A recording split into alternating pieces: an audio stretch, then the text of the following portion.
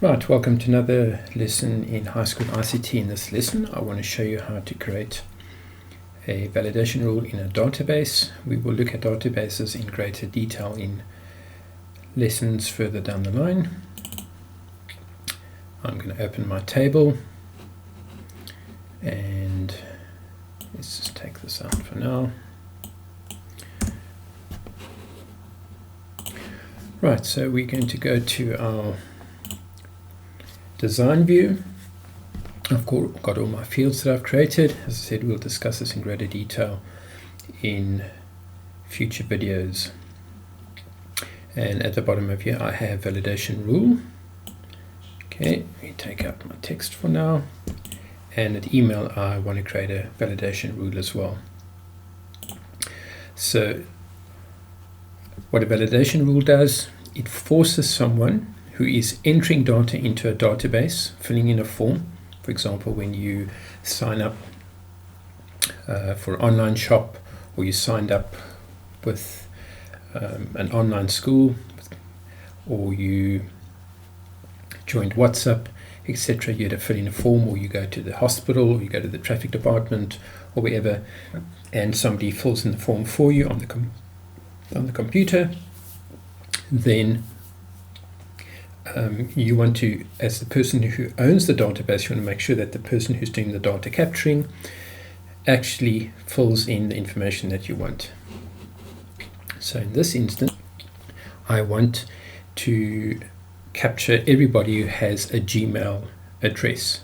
I don't want Yahoo, I don't want Telkom, I don't want any other email address. I only want people with a Gmail address. So the first thing I'm going to type in is like, and I'm going to put at gmail.com.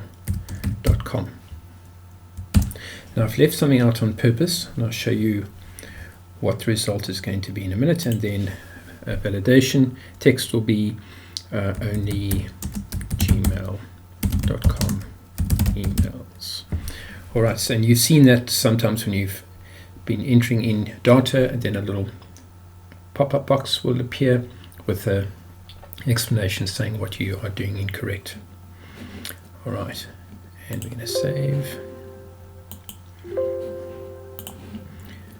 And let's go to take this out for now. And I'm going to type at gmail.com. Okay, let's see what happens. So it said only gmail.com emails, but I have a gmail.com. What has happened is that I've left out something important over here that will allow me to put whatever the username of that person is, whatever the email address is at Gmail. So it could be Bob or Bertie or whatever. Okay, so let's go back, just delete this, go back to our design view. And the thing that is missing over here is an asterisk, and we call that a wildcard, which allows you to put any information before the @ sign, for example.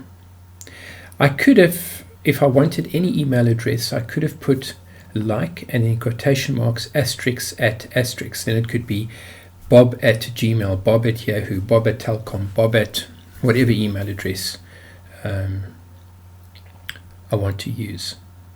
But in this instance, I only want Gmail, and I want anybody at gmail.com. So let's go have a look. Okay, and I'm going to soften my volume, and I'm going to type over here at gmail.com. And it accepts it. Okay, so I want to create a validation rule for cell, and I want to say that the cell must start with a 0. Now I'm going to make the same mistake again on purpose. So I'm going to put like, and I'm going to put my quotation mark and a 0. Okay, and yes. And I'm going to type 0, 1, 2, 3, and it's giving me an error code. Alright, so what have I done incorrect? If I put 0, it would accept, but I want to put 0, 1, 2, 3, and it's giving me an error code. Okay. Alright, so let's go back to our design view, and what is missing is once again my asterisk to say anything after the 0 I can put any number in. There is a way to limit where you tell the person that can only put in 10 digits, for example, because the cell number only has 10 digits, but we will look at that when we do the database section. Okay, and we want to save, and over here root 1, 2, 3, and it accepts it. Okay, so pause the video, go back and watch, practice these skills that you've learnt, and we'll see each other next time.